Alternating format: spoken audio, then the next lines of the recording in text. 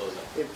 Just on this bond question or this conversation that's going back and forth, for those of us that are not in the system and practitioners, I think I have a lot of interest in understanding, either by way of data, if there's an opportunity to get more analysis. I think to the point that's been made, that would be really helpful, because I think there's folks that feel strongly on either side of the conversation. To your point earlier about the lack of consensus, getting as much information as possible about what that looks like would be helpful, because I personally and professionally feel like there is a lot of stress on individuals and families who are poor, who are in the system maybe for legitimate reasons, and what the bonding system means for them and their families, and how it impacts their ability to receive justice. And so if there's some way to highlight, just back on, just for Mr. Munson's work or what have you, some way to get more information about that, or any ideas you all have about that, I think it would be helpful for the work community. And one thing we have done is we've looked at what a lot of other jurisdictions do. Yes. And again, the point here is to find out what a program in New Orleans looks like, right? But in the process of doing that, we've looked at what other jurisdictions have done, and we've looked at what's been considered best practices in the field, right? Which is a data-driven model based on an independently verified risk assessment instrument, right?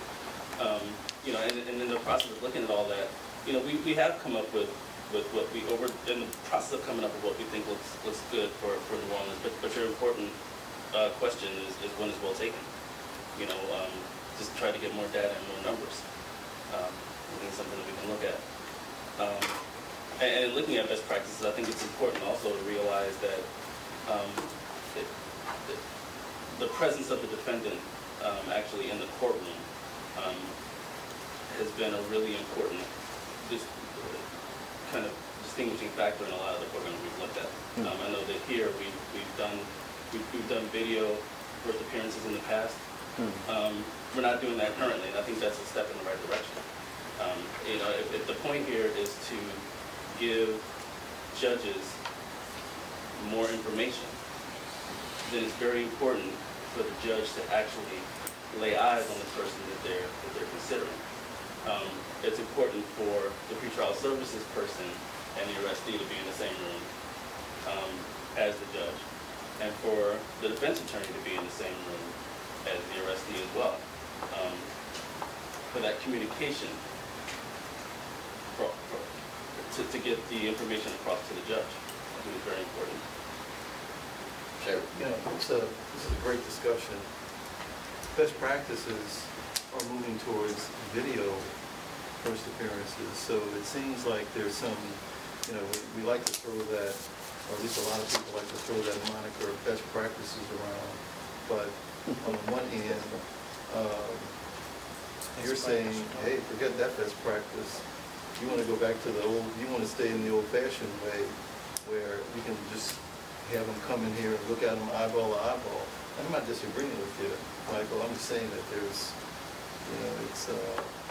Well, I think that we shouldn't confuse best practice with efficiency, right? Some people might see it more, might think that it's more efficient to just go ahead and do it all on video, right? But what's the best way to give the judge the most information that they need? On the contrary, I think a lot of people would equate efficiency with best practice. Well, best practice is fairness. Well, but you know, that's your point of view. Chief Public Defender's point of view, you know. Best practice for, you know, the judge might be to get it over with as soon as they can, you know. I don't think so. Sheriff not have to worry about transporting those guys over. I think judges want to get to the best result. Mr. Chairman, That's what I would say to judge. It's a good discussion. I think judges want to get to the best result. Yeah, I would imagine this is just what's the word I'm looking for, whatever, connected in terms of you saying that the pretrial services person, you want everyone in the same room communicating together to have the best communication. That's one of the other topics that they're working with right now. Yeah. Otherwise, I'd say that this is probably a topic we haven't done the work on yet. But a very good topic to do so. Well, maybe you guys can put a point of view in that document based on this conversation, so at least it allows us to have that debate. Add that to the pretrial service? Well, I'm just saying, if there's a if there's a, I can. the sheriff has a request to put it in one way, Michael had a counterpoint. I mean, it's being debated, so let's lay it out there what it is, and you and the district attorney make a recommendation to either leave it out or include it in, and include it in with a point of view, kind of the same way we asked Judge Johnson to do earlier. You know, somebody's got a point of view on this, and we're gonna have to come to consensus around a philosophy. And if the philosophy is everybody in the same room, or do we not think it's that important of an issue that we want to debate it? It could be one we say, you know, I can see both sides of that, and we're not going to opine on that in this particular working group. Either one is fine with me. So I push it back to the distinguished co-chairs of this task force to decide whether they want to address that, and then the members of this panel can agree with it, disagree with it, propose an amendment to it when we get to final voting. I think our working group is working on that issue right now, so. So we could defer to that working group, and that's another option. Again, we don't need to defer anything to the working group, whether it's which organization operates it, whether or not we believe everybody ought to be in the same room or over video, or in my view, both those topics are germane for this group. If we wanted to make a recommendation that X organization does this or whatever. I think there's going to be several decision points on some of those issues. And if we're actually going to fund a diversion, a pretrial program, it's ultimately a budget decision, and we'll spell out in a budget document who gets the money. That's the way that works. And so this group can make a recommendation. The city council can choose to ignore it. You know, the diversion group, the pretrial group could make a recommendation, and it could carry the day, or whatever. So I don't have any problem with this group deferring to the pretrial group, nor do I have any problem with this group making a separate recommendation. Again, it's certainly germane to the topic. And the recommendation could be we leave it to the pretrial group. Michael? I don't know whether this comment is to the councilwoman or to the working group or both. First of all, it doesn't make any sense to me to have a serious working group that's about to meet for the 10th time working through all these issues. It doesn't make sense to me that we would just go ahead and offer an opinion until they get where they get, and we can hear that. But the Crime Coalition got its first briefing on pretrial services at a meeting at BCM more than 2 years ago, and one of the single most important things we heard is that this sentence on the bottom of page 2, the last full sentence on the bottom of page 2, which I think is what the sheriff was raising a bit ago. The primary factor that presently determines whether a defendant gets released from OPP pending trial is simply his or her ability to post bond, regardless of whether that person poses a significant public safety risk. That's an empirical statement. It's either true or it isn't. And I think it's important that we know whether that's the case or not, because I think what troubles, let's speak for myself, what troubles me from a justice point of view is that someone should be held in jail, as it says here, simply because they can't post bond, when somebody else who can, who might actually be more dangerous, is out walking the streets. If that's the case, that's troubling. But we know that's got to be the case, because if you can post the bond, now, I mean, I think the judges or commissioners determine, I think, how high they set the bond, in part by what kind of danger they think that a person is to public safety, but otherwise, right, you post a bond, I mean, you set a bond in, is it every case except for Every case murder? except capital murder. So there is a bond set, and if the person can pay it, despite the danger they are to public safety, they're out of there. And if they can't, they're staying in there. So that part of that sentence, it is absolute fact. Now, I think the sheriff was questioning whether that was the primary factor that presently determines whether any given defendant gets to walk pre-trial or has to stay in pre-trial. And he mentioned RORs, and I've seen, my memory on what I've read in the past is that those are a small percentage of the folks that are let out pre-trial, but I've made myself a note to check on that.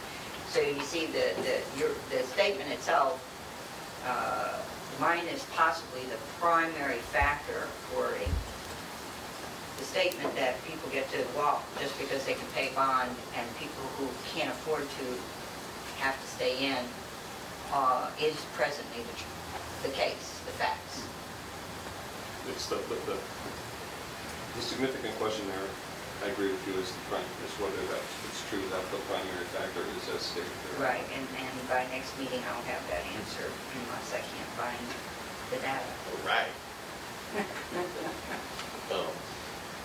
Can I excuse myself, I do have to go out of jury, one out of jury. Any other questions that I can answer before I go? It's been a pleasure to have you. Thank you. Invite you back Thank you. for Sorry. your contributions. I've got it. So the DA's not here to talk about his section of this. And so having skimmed it, I'm going to say the DA has a diversion program. It's funded, but he can't expand it without more money, and he's going to want more money for it. That's the summary of his program. My question is admittedly, I'm not well informed about this. What is the fundamental difference between a pretrial program and a diversion program? Pretrial, it sounds like it's just risk assessment, whether you let somebody go because of a risk factor. And it looks like in his diversion program, he's doing something else. Okay. Do you know the difference? Yes, well, I can spec, I did want to comment, but I think Please. it's fair to comment without the DA here on diversion, because I used to be the first assistant when we had a diversion program. And just correcting this, at least when I was at the DA's office, we never refused anyone into diversion for an inability to pay. So I don't know if he was referring to Mr. Jordan's administration or the previous diversion. Diversion in its purest sense is someone against whom a charge is never filed. Diversion technically should take place between arrest and the filing of the charge. Of course, you can divert someone as a district attorney after the charge is filed, which takes them out of the whole process.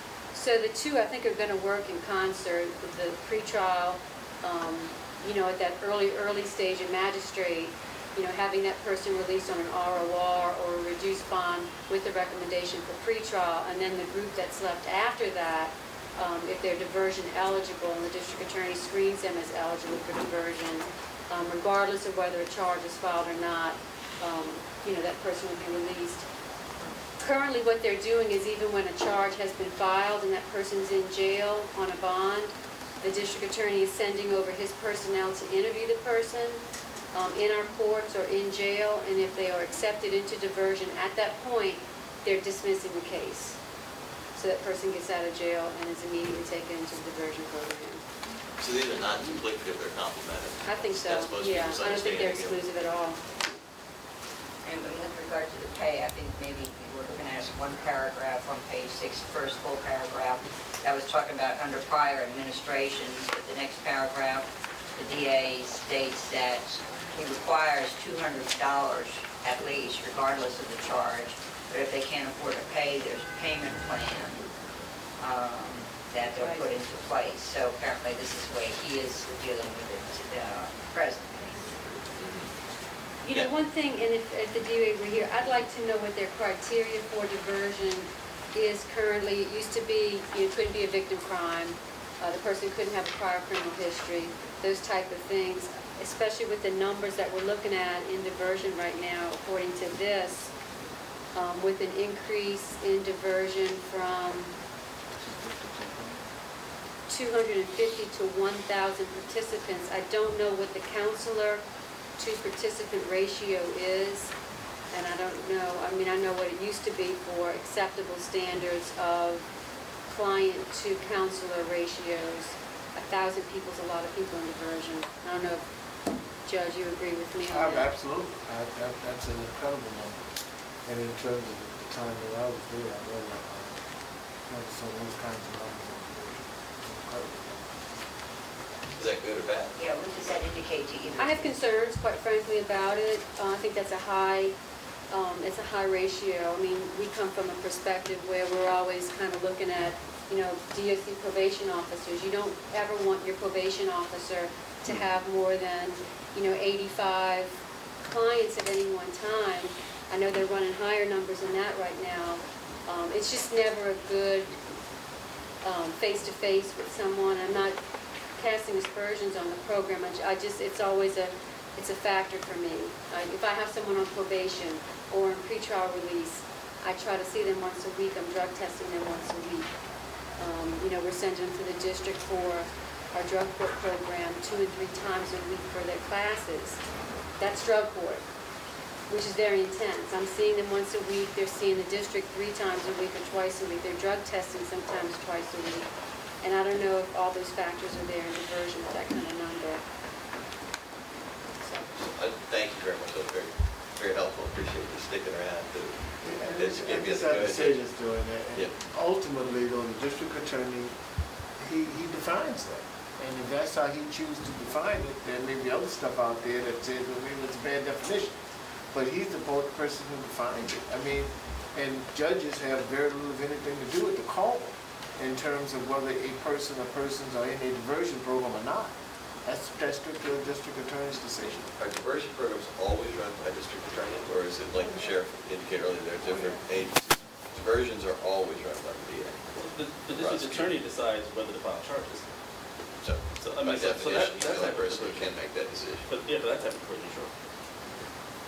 Because I guess to your recommendations with the DA, and you all may not be able to come to this consensus because it's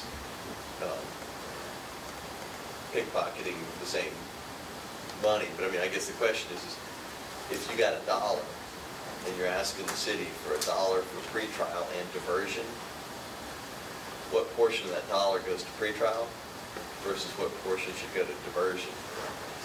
But I don't know that the people dealing with our budget should be looking at it through those eyes any more than saying what portion of the budget should go to pretrial versus what portion of the budget should go to hiring more auditors in the finance department. Well, we're going to make the decision. So the question is are we going to make the decision based on somebody's thoughtful recommendation or me picking a number out of a hat? And I would prefer to get somebody's thoughtful recommendation on that. And again, here's what I know. We funded the DA's diversion program. It exists. It's got a funding source. He says it's not quite enough. Okay, how much more does he need, if any, and how much more would your group recommend, if any, that he gets? You made a clear recommendation in the first half of this that somebody should pick up the final 3 to 6 months of a pretrial program once the grant is wound down. So I could look at that and say, okay, well, I'm only going to recommend funding the pretrial for 3 to 6 months and budget that, and the DA gets what he gets.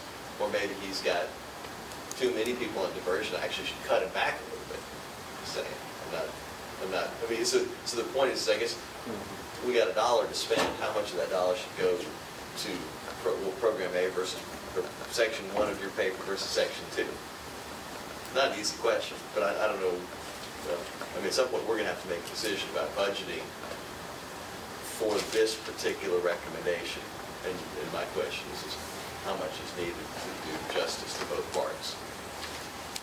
So somebody out there's got the answer. You don't have to have it today, but at some point we're going to put something in the mayor's budget or nothing. I don't know. We'll let him make his decision. But it's outcome-based budgeting, I thought.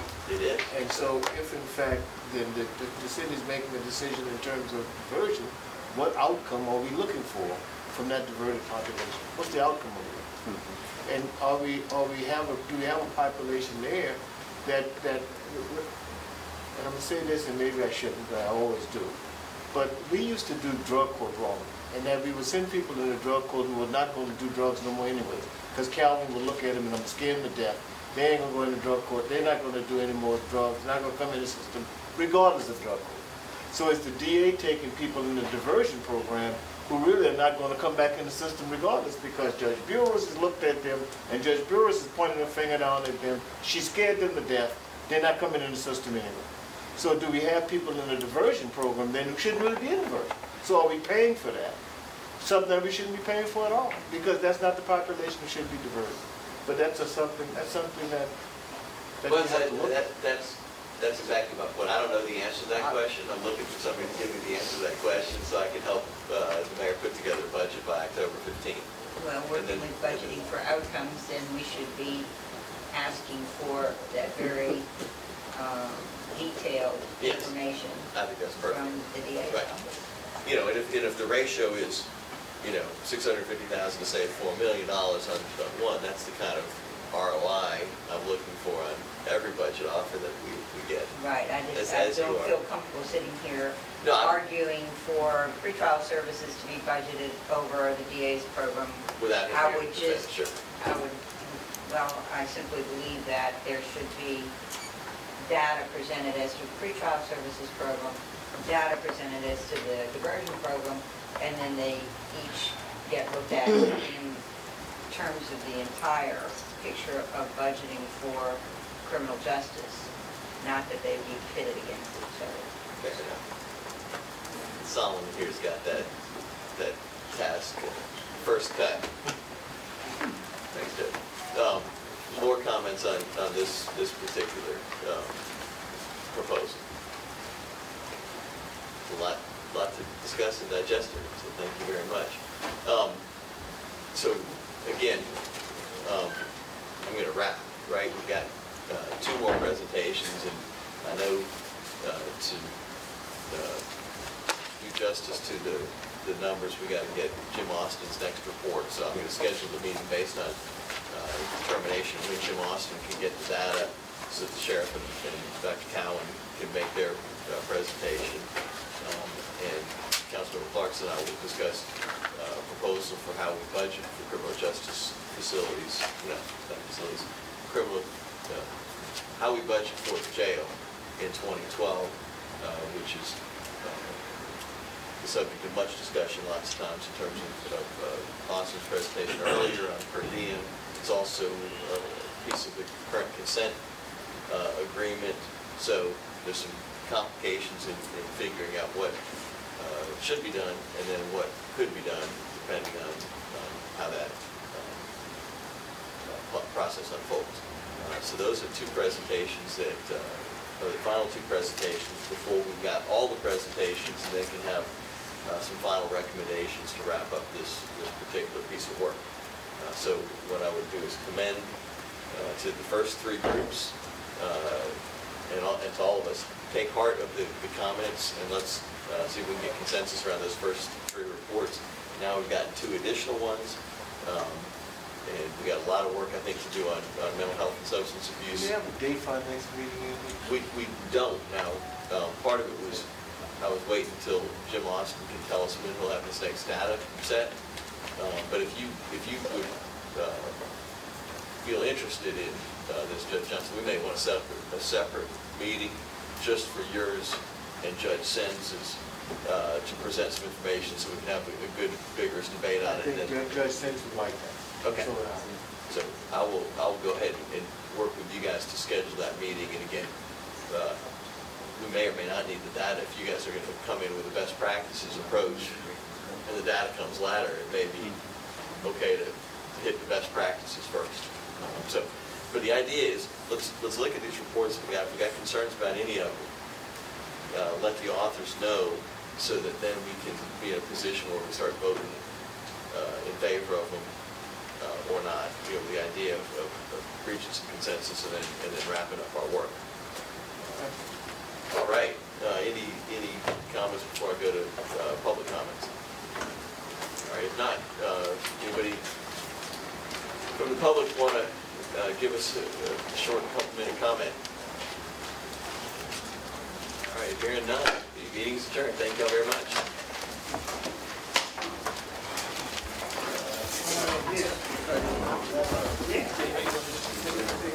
Mr. Daniels, I'm Sam Joel. Hey, Sam.